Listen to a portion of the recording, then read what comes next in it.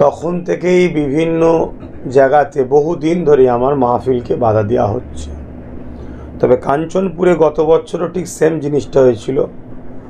বড় দুঃখের সাথে বলতে হয়, তথাকথিত একটা কোনো মুসলিম ব্যক্তি বা তাদের সংগঠনের কিছু একটা নাম বারবার উঠে আসছে, কিন্তু আমি নামটা প্রকাশ্য বলতে এই জন্যে পারছি না, কেন আমার কাছে নিজে থেকে তো জানি না। তবে এতটুকু জানি, ইসলামী ধর্মসভায় যে কাঞ্চনপুরে যে এলাকায় বাধা দেওয়া হয়েছে, সেই এলাকায় যারা বাধা দিয়েছে তারা কিন্তু মুসলিম সম্প্রদায়ের দাবিদার। এটা দুর্ভাগ্য যে তারা দুনিয়ার কোনো কারো সামান্য কিছু তোষণ পাওয়া বা খুশি করার জন্য বা কিছু ভিক্ষা পাওয়ার জন্য তারা ওই দিন শুনলাম শরাব পর্যন্ত পান করে হাতে অস্ত্র নিয়ে এইভাবে একটা ধর্মীয় প্রোগ্রামকে বাধা দিচ্ছে।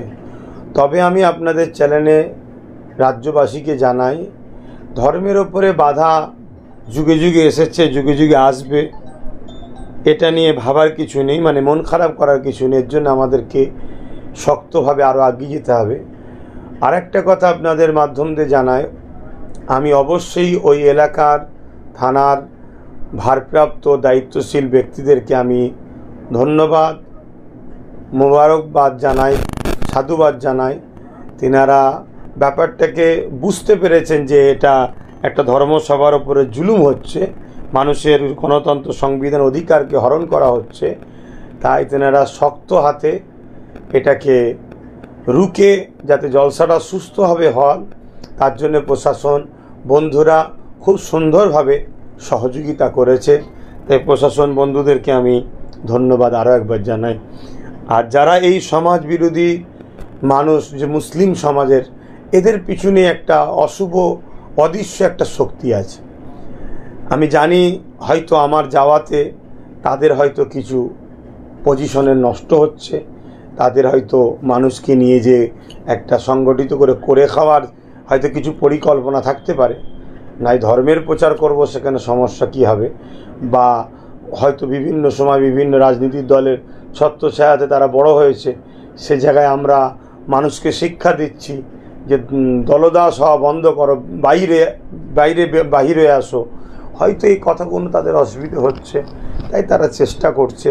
তবে আমি দোয়া করি আল্লাহ তাদেরকে হেদায়েত করুক, ওই সকল মুসলিম যুবককে বোঝার তৌফিক দিক যারা সামান্য পয়সায় বা কোনো অদৃশ্য শক্তিকে খুশি করার জন্য এই নেশা জাতীয় দ্রব্য পান করিয়ে একটা ধর্মীয় সভার বিরোধী করছে, মুসলিম দাবি করে। এটা অনেক দুঃখজনক। শেখ মুবারক আলী উনি বলছে রাজ্যের জনসংখ্যা বেড়েছে, কিন্তু সেই তুলনায় নতুন স্কুল, কলেজ, হাসপাতাল বা ডাক্তার, শিক্ষক বাড়েনি। কি বলবেন? দেখুন, যখন শাসকই চাই জনগণের ক্ষতি করব, তখন স্কুলের স্বপ্ন দেখে লাভ নেই, আর সুস্বাস্থ্য সুচিকিৎসারও স্বপ্ন দেখে লাভ নেই। শাসকরাই তো চাইছে দেশকে বেকারত্বের দিকে ঠেলে দেওয়া, অযোগ্য অশিক্ষিতর দিকে ঠেলে দেওয়া, দেশের মানুষের চিকিৎসাকে ধ্বংস করে দেওয়া। কেন যেভাবে শিক্ষা দুর্নীতি, যেভাবে স্বাস্থ্য দুর্নীতি, যেভাবে ঘোটালা চলছে, এ থেকে তো বোঝাই যাচ্ছে যে এটা একটা সাজা ইচ্ছা করে নাটক, ভারত ও ভারতবাসীকে শেষ করার একটা পরিকল্পনা চলছে। তা থেকে আমার রাজ্যও নিরাপদ নয়। রাজ্যে তো শিক্ষা প্রতিষ্ঠান দিনকে দিন বন্ধ হয়ে যাচ্ছে, দিনকে দিন বন্ধ হয়ে যাচ্ছে। বর্ষার পানি শুরু হয়েছে, আবহাওয়া ঠান্ডা হয়ে গেছে, আবার নাকি গরমের ছুটি বাড়িয়েছে। কেন? যাতে করে মানুষ যেটুকু পড়েছে ওইটুকু ভুলে যায়। কোনো বাচ্চারাই যদি প্রতিদিন কন্টিনিউ পড়াশোনা না হয়, রেগুলার যদি ক্লাস না থাকে, রেগুলার যদি পড়াশোনা না হয়, সেটাকে ভুলে যাওয়াটা স্বাভাবিক। তো শিক্ষা থেকে মানুষকে সরিয়ে দেওয়া এটা একটা ফেরাউনি একটা ষড়যন্ত্র, যাতে করে ওই বলে না বুকা পাড়াতে চুনকে দই বলে বিক্রি করা, মূর্খর কাছে সমাজে যেটাই দেবে সেটাকেই খাইয়ে দেওয়া যায়। এটা একটা পরিকল্পনা। তাই আমাদের সবাইকে, জাতিকে, জাতিকে এগিয়ে আসতে হবে, যাতে করে আমরা এমন একটা সমাজ ব্যবস্থা করতে পারি সেখানে শিক্ষা, সুচিকিৎসা, যেটা আমাদের সংবিধান দিয়েছে, শিক্ষা, স্বাস্থ্য, কর্মসংস্থান, বাসস্থানে যেন সুব্যবস্থা হয়। গত কয়েকদিন আগে দেখা গেল রাজ্যের মহিলা জনপ্রতিনিধিও নিরাপদ নয়। কুলপির রাজনগর গ্রামে একজন মহিলা জনপ্রতিনিধিকে শাসক দলের কিছু দুষ্কৃতী অপহরণ করে। কি বলবেন? দেখুন, সেই একই কথাই তো বারবার ঘুরিয়ে ভাইয়ের আমার প্রশ্ন করছে। দেখুন, শাসক যদি সমাজের মধ্যে শোষণ করতে শুরু করে তাহলে সমাজ কিসের নিরাপদ? আর প্রশাসনের মধ্যে একটা অংশ, যেমন প্রশাসনকে ধন্যবাদ জানালাম, একটা অংশ যারা প্রশাসন নয় কিন্তু প্রশাসনের ইউনিফর্ম পরে চটি পরে ঘুরে বেড়াচ্ছে, তারা হলো শাসকের ক্যাডার, শাসকের গুন্ডাও বলতে পারি। শাসকের হয়ে তারা শাসকের তামাক খায়, শাসকের হয়ে কাজ করে। অতএব তাদের কাছে আজকে মহিলা একজন অপহরণ হয়েছে, এটা তো দুর্ভাগ্যজনক, দুঃখজনক, এটা তো কোনোভাবে কাম্য না, এটা সংবিধান বিরোধী কাজ। এর বিরুদ্ধে প্রত্যেকটা মানুষের আজকে মুখ খোলা দরকার, না হয় আগামী দিন আমাদের ঘরের বেটিরাও নিরাপদ নয়। কিন্তু মনে ভুলে যাচ্ছেন কেন, আমার তিলকতমা বোন একজন লেডি ডাক্তার, সে তার ডিউটি থাকা অবস্থাতে হসপিটালের মধ্যে শুধু খুন হয়েছে নয়, রেপ হয়েছে এবং এত ভয়ানকভাবে তেনার উপর অত্যাচার হয়েছে, যেটা আমার রাজ্যের জন্য একটা কালা দিনও বলতে পারি আমি। তাহলে সেই জায়গায় বোঝা দরকার, শাসকই যখন শোষণ করতে চায় তখন লেডি, মহিলা হোক আর বাচ্চা হোক, বৃদ্ধা হোক আর বুড়ো হোক, কেউ নিরাপদ নয় এখন।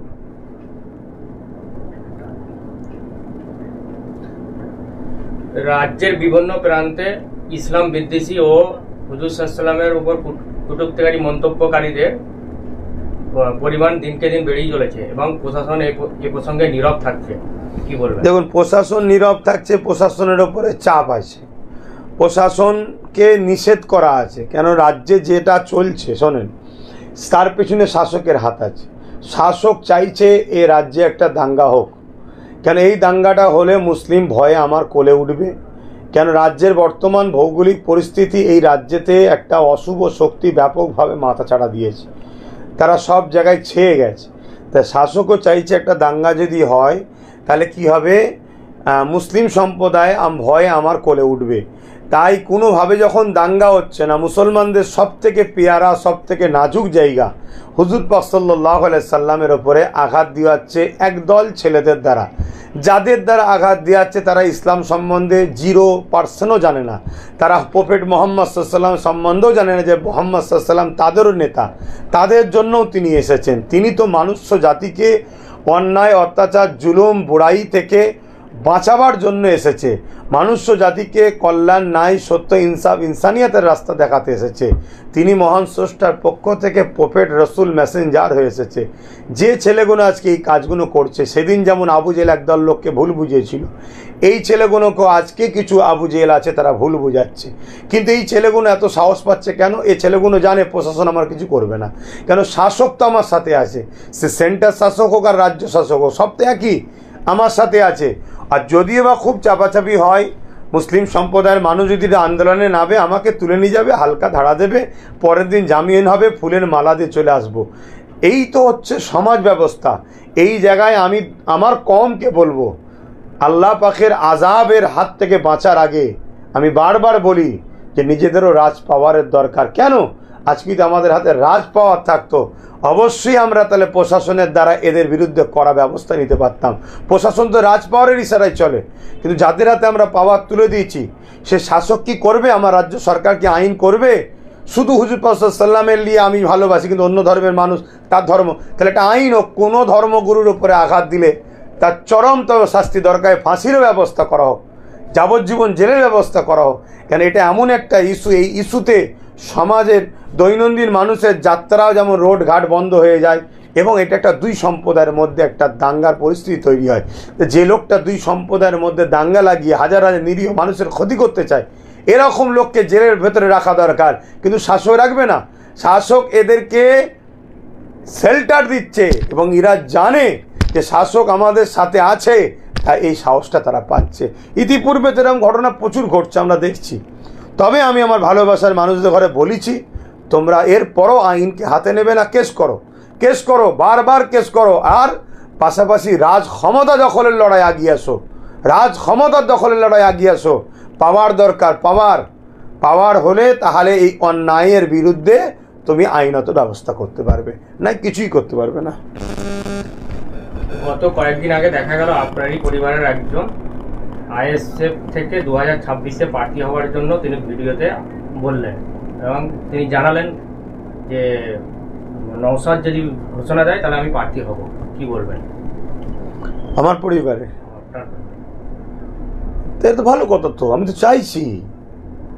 তো চাইছি আমার পরিবার এবং সর্বধর্মের যারা নেতৃত্ব দেয়, ভালো মানুষ, ভদ্র মানুষ, আলেম সমাজ বা অন্য অন্য ধর্মের আরও যারা সম্মানীয় ব্যক্তি আছেন, ভালো মানুষদেরকে তো রাজনীতিতে আগিয়ে আসতে হবে।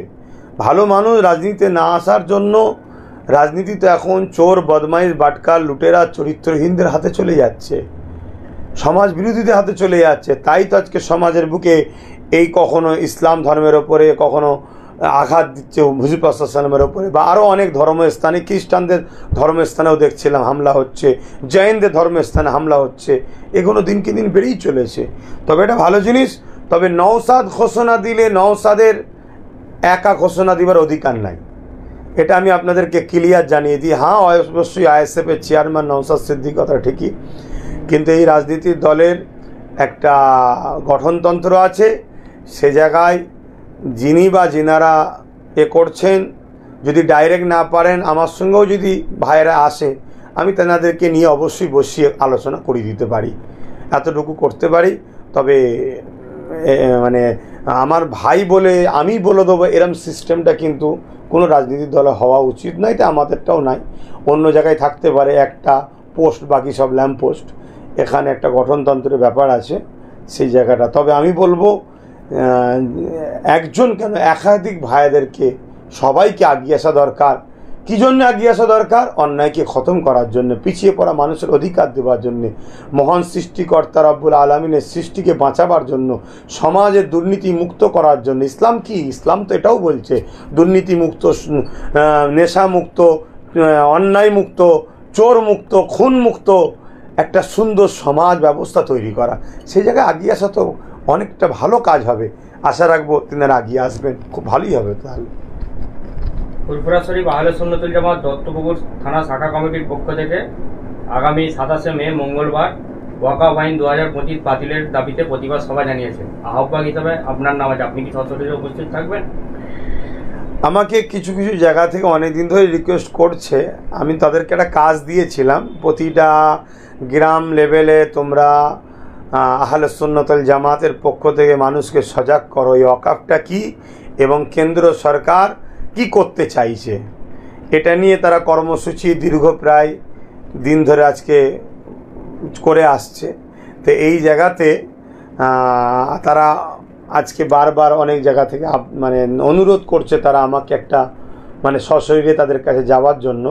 তবে 27 তারিখে এই মাস, এই আগামী আজকে হচ্ছে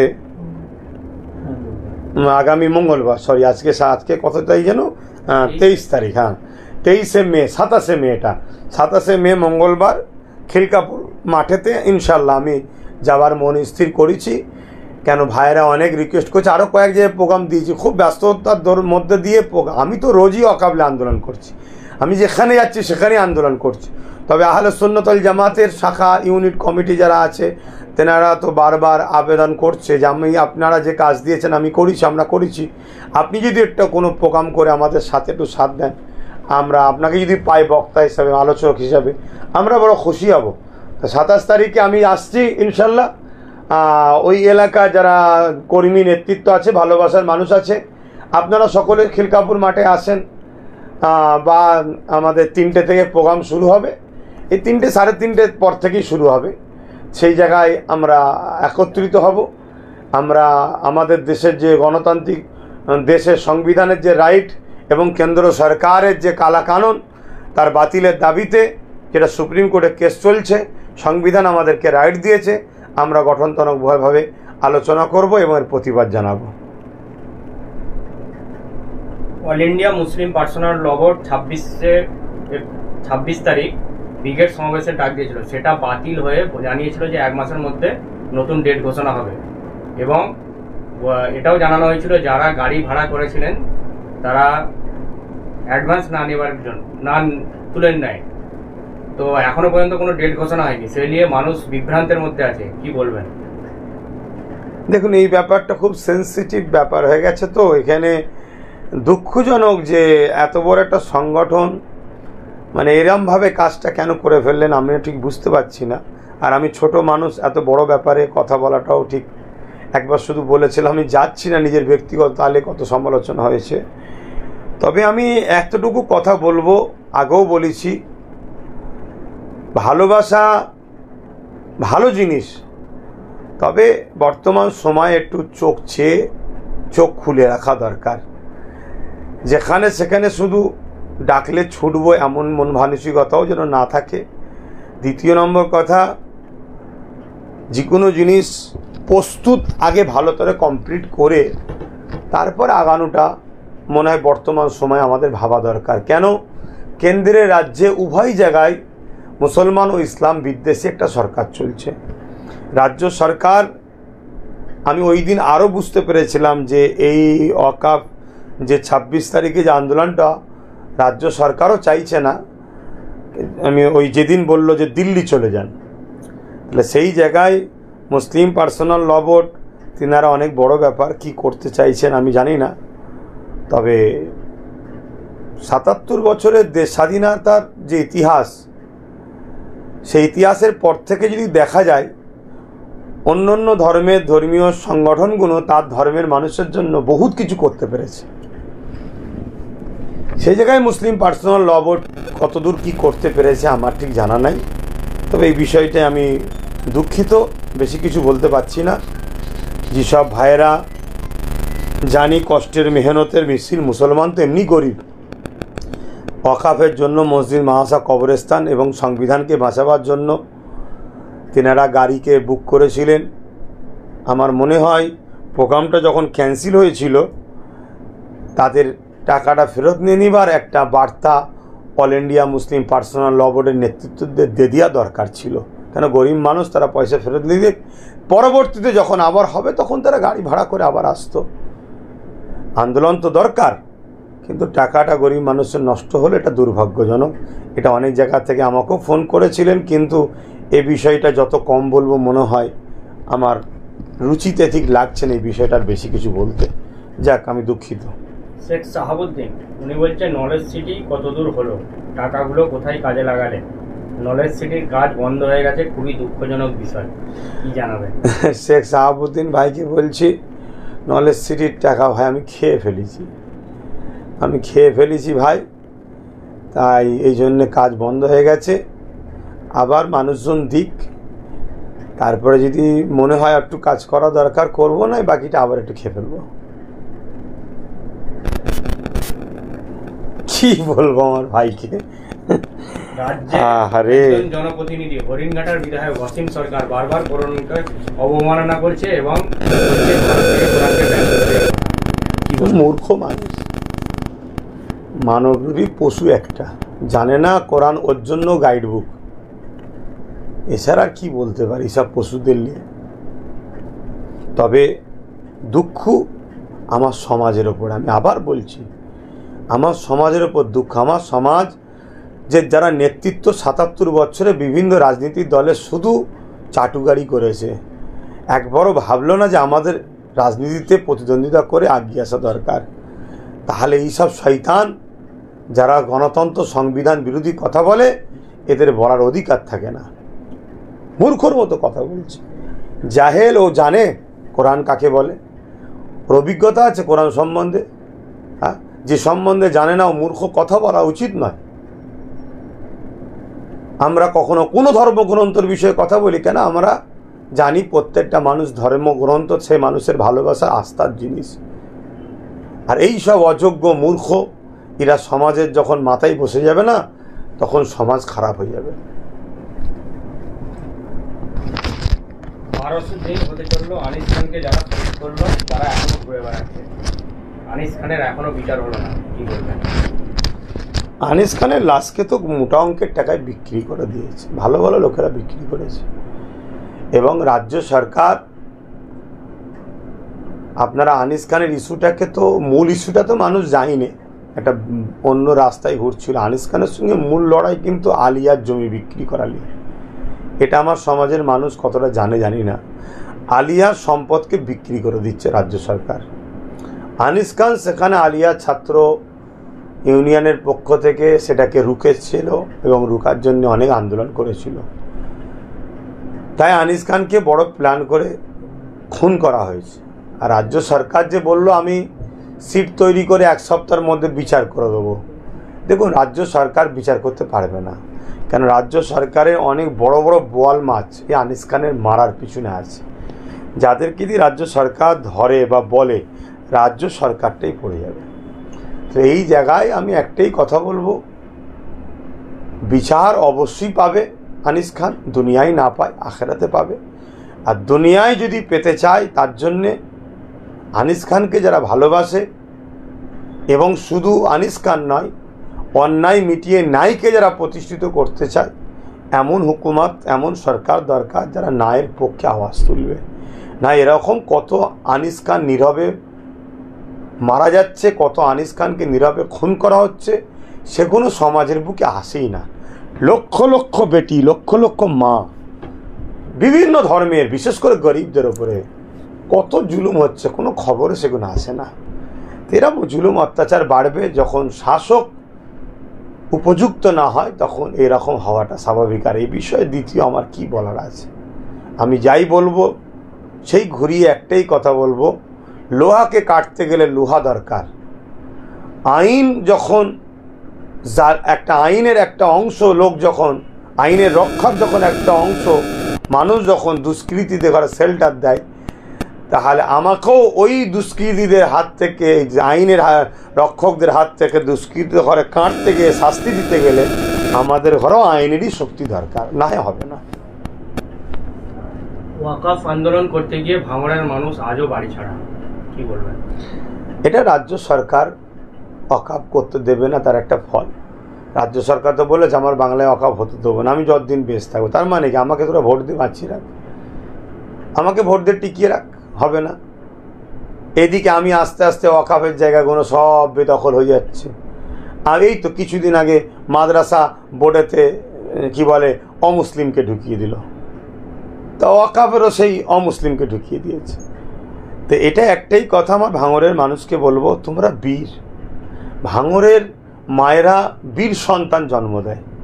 ভাঙড় পশ্চিমবাংলা নয়, ভারতের ইতিহাসে খুঁজলে মনে হয় একটা 10টা জায়গার মধ্যে একটা দেশপ্রেম ও বীরেদের জায়গা ভাঙড়, যেখানে বীর সন্তান জন্ম হয়, মায়েরা বীর সন্তান জন্ম দেয়।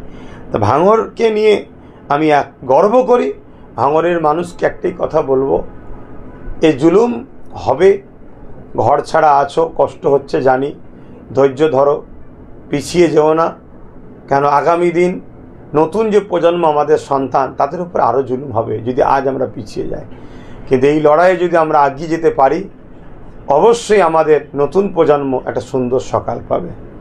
আর পাশাপাশি আমি আবার বলবো, রাজ্য সরকার মুখে বলছে ওয়াকফ আইন করতে দেবো না, অথচ ওয়াকফ কালাকানুনের বিরুদ্ধে কেন্দ্র সরকারের বিরুদ্ধে আন্দোলন করতে গেলে তাদেরকে কেস দেবে, তাদেরকে ঘর ছাড়া করবে। আর একটা কথা মনে রাখবেন, রাজ্য সরকারের কাছে যারা দুধেল গাই নয় তারা কেস খাবে, সেই মুসলমানগুলো স্বাভাবিক। আর যে মুসলমানগুলো রাজ্য সরকারের কাছে দুধেল গাই, তারা যদি ধর্ষণের মতো অপরাধ, খুনের মতো যদি অপরাধও করে ফেলে, রাজ্য সরকার চেষ্টা করবে তাদেরকেও বাঁচাবার। এবারে কোনো মুসলিম যদি দাবি করে আমি এত বড় অন্যায় করেও মুসলমান থাকবো কি না, তাহলে মুফতিদের কাছে ফতোয়া নিয়ে নেন, জুলুম আর ইসলাম বা মুসলমান কখনো একসাথে থাকতে পারে না। আমি জুলুম করবো অথচ বলবো ইসলামের অনুসারী, এটা হতে পারে না। তাই পরিবর্তন হন, আসুন জুলুমকে খতম করি, ন্যায়কে প্রতিষ্ঠিত করি, সংবিধানকে বাঁচাবো, দেশকে বাঁচাবার জন্য, সংবিধানকে বাঁচাবার জন্য আমরা সকলে একত্রিত হই। রাজ্যের বিভিন্ন প্রান্ত থেকে মানুষ আপনাকে সালাম জানিয়েছেন এবং দুয়ার আশা করেছেন। অবশ্যই আমি সকলকে ওয়ালাইকুম আসসালাম ওয়া রাহমাতুল্লাহি ওয়া বারাকাতুহু সকলের জন্য সুস্থ কামনা করছি, আল্লাহ রাব্বুল আলামিনের কাছে সকলের দীর্ঘ আয়ু কামনা করছি। এবং আজকে বর্তমান ভারতবর্ষের যে ভৌগোলিক পরিস্থিতি, যেখানে প্রতিনিয়ত মুসলিম, দলিত, আদিবাসী, পিছিয়ে পড়া, গরিব, এসসি এসটি সমাজের মানুষ প্রতিনিয়ত ধর্মের কারণে, গরিবের কারণে, ভাষার কারণে, বর্ণের কারণে তারা আজকে খুন হচ্ছে, হত্যা হচ্ছে, জুলুম হচ্ছে, এটা খতম হোক, এটা বন্ধ হোক। বন্ধ হয়ে আমার দেশ শান্তিতে থাকুক, দেশবাসী শান্তিতে থাকুক, এটা মহান সৃষ্টিকর্তা রব্বুল আলমিনের কাছে দোয়া চাই।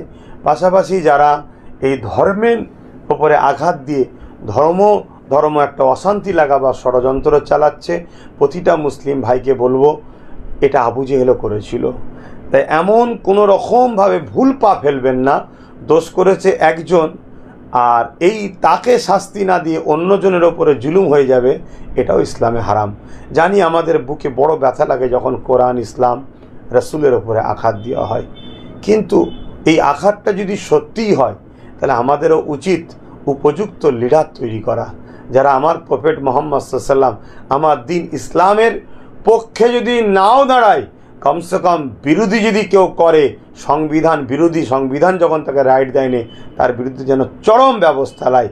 আর পাশাপাশি এমন ইমানদার নেতাও তৈরি করা দরকার আমাদের, যারা রাজনীতির অঙ্কে গিয়ে রুজি রুটি নিজের গাড়ি বাড়ি করতে গিয়ে রসুল, ইসলাম, কোরআনের বিরোধীদের বিরুদ্ধে মুখ খুলতে পারবে না। এরকম মুনাফেক মুসলমানদের ঘরে নেতা লিডার বানিয়ে লাভ নেই। এই পশ্চিমবাংলায় অনেক কটা মুসলিম এমএলএ, এমপি, মন্ত্রী আছে, এদের মুখে কোনো দিন শুনেছেন আপনার মসজিদের ওপর আঘাত দিলে কথা, আপনার কোরআনের ওপর আঘাত দিলে কথা, আপনার দিনের ওপর আঘাত দিলে কথা? আমি বলছি না যে এরা অন্য ধর্মের ওপর আঘাত দিক, কেন ওটা ইসলাম শিখায়নি, কিন্তু আমার রসুল আমার দিনের ওপর আঘাত দিলে তুই তো নবীর উম্মত দাবি করিস, মুসলমান দাবি করিস, এদের মুখ থেকে কোনদিন শুনেছেন? এরা সুরাতে সকলে মুসলমান সেজে আছে, এরা মূলত সময়ের অপেক্ষা, সব ঝুপঝাপ করে ইসলাম ত্যাগ করে অন্যদিকে চলে যাবে। এজন্যে বলবো, যেমন অন্য ধর্মের মধ্যেও অনেক ভালো মানুষ আছে যারা নিজের ধর্মকে যেমন ভালোবাসে, অপর ধর্মকে সম্মান করে, সেরকম নেতাও হোক আমি চাই। পাশাপাশি ইমানদার মুসলিম লিডার তৈরি হোক, নামে মুসলমান অথচ তার ভেতরটা পুরো ইসলাম বিদ্বেষী মুনাফেক, এরকম নেতা আমাদের জন্য সবচেয়ে বড় ক্ষতির কারণ। এটা আমাদেরকে মাথায় রাখতে হবে। না হয় আমার নবীর বিষয়ে কি নোংরা নোংরা কথা আজকে সমাজের বুকে একদল অশুভ শক্তি সহযোগিতায় অশিক্ষিত কিছু ছেলেরা প্রচার করছে। যারা প্রচার করছে, লিখছে, তারাও নিজেদের বিবেককে প্রশ্ন করবেন যে আপনি কি জানেন তিনার সম্বন্ধে, পড়েছেন তিনার সম্বন্ধে, তিনার হিস্ট্রি জানেন? তিনার হিস্ট্রি আজকে ইউরোপ দুনিয়া, পশ্চিমা দুনিয়া পড়ছে, তাদের ঘরের যুবক যুবতীরা দলে দলে সব ইসলাম কবুল করছে। আপনি জানেন তাদের মিডিয়া বলছে 2040-45-এর মধ্যে ইউরোপ দুনিয়া সংখ্যাগুরু হবে ইসলাম, তারা মুহাম্মদ সাল্লাল্লাহু আলাইহি ওয়াসাল্লামের অনুসারী হচ্ছে। কেন? আর আপনি কি জানেন তামাম বিশ্বের যত হাই বড় বড় শিক্ষিত বিজ্ঞানী থেকে শুরু করে ডাক্তারি লাইনে সব জায়গায় যারা বড় বড় শিক্ষিত মানুষ, সব দলে দলে আস্তে আস্তে ইসলামের দিকে চলে আসছে, হযরত প্রফেট মুহাম্মদ সাল্লাল্লাহু আলাইহি ওয়াসাল্লামকে ফলো করছে। কেন? কারণটা কি? তাই আমি বলবো, এরপরেও যদি আপনার বিশ্বাস, আপনার আস্থাকে আমি ছোট করছি না, আপনার বিশ্বাস, আপনার আস্থা যেমন আপনার কাছে ভালো, আমারটা আমার কাছে ভালো, এই ফিতনা লাগিয়ে সমাজের মুখে একটা দাঙ্গা তৈরি করে পশ্চিমবাংলায় বিজেপির শক্ত ঘাঁটি তৈরি করার এবং রাজ্য সরকার মুসলমানকে নিজের গোয়ালের গরু বানিয়ে রাখার একটা ষড়যন্ত্র চলছে। তাই এই জায়গায় জাতি, ধর্ম, বর্ণ নির্বিশেষে সবাইকে এগিয়ে আসা দরকার। বিশেষ করে যারা আখেরাতকে বিশ্বাস করো, জবাব কিন্তু আল্লাহর কাছে দিতে হবে। আগিয়ে আসো, রাজ পাওয়ার তৈরি করো, অন্যায়ের প্রতিবাদ করার জন্য, ন্যায়কে প্রতিষ্ঠিত করার জন্যে। অনেকটা কথা বলে ফেললাম, আমি দুঃখিত, সময় আর দিতে পারছি না। আবার বেঁচে থাকলে আপনারাও সুস্থ থাকেন, ভালো থাকেন। আগামী সপ্তাহ শুক্রবার চেষ্টা করব 7টায় আসা। আজকে যেমন দেরি হয়ে গেল 15-20 মিনিট ব্যস্ততার দরুন। আমি কত ক্লান্ত, শুক্রবার ছাড়া তো আমি ঘরেও থাকি না, কথা বলতেও কষ্ট হয়, কিন্তু তারপরেও আমার ভালোবাসার মানুষদের সঙ্গে এইভাবেই একটু কথা হয়। প্রচুর মানুষ দুবাইয়ে বসে আছে, কাতারে বসে আছে, সৌদি বসে আছে, কর্মসূত্রে চলে গেছে, উপার বাংলাদেশ থেকে, তারপরে আমার ভারতবর্ষের বিভিন্ন রাজ্য থেকে বাংলা ভাষাভাষী মানুষ, তারা সব বিভিন্ন রাজ্য দেশ থেকে তারা দেখে, সালাম পাঠায়, বিভিন্ন প্রশ্ন করে। আমি তো কোনোভাবেই প্রথমবারে বসে দ্বিতীয়বার বসবো না ভাবছিলাম। এই যারা পরিচালনা করে এই আয়োজন, তারা বলে না ভাইজান, এতে অনেক মানুষ খুশি হচ্ছে, সালাম দিচ্ছে, আপনাকে প্রশ্ন করছে, উত্তর পাচ্ছে, আপনি সময় দেন। কিন্তু সারাদিন এত মেহমানলে ব্যস্ত থাকি, আর থাকি, আমি কথা বলতেও হাঁপিয়ে যাই। তাই কথা আমার আটকে যাচ্ছে। আমি আশা করছি আমার ভালোবাসার মানুষদের নিয়ে এভাবেই আমরা খুশিতে আছি। আসুন, আল্লাহ আমাদের উভয়কে ভালো রাখুক, সুস্থ রাখুক। আসসালামু আলাইকুম ওয়া রাহমাতুল্লাহি ওয়া বারাকাতুহু। আল্লাহ হাফেজ।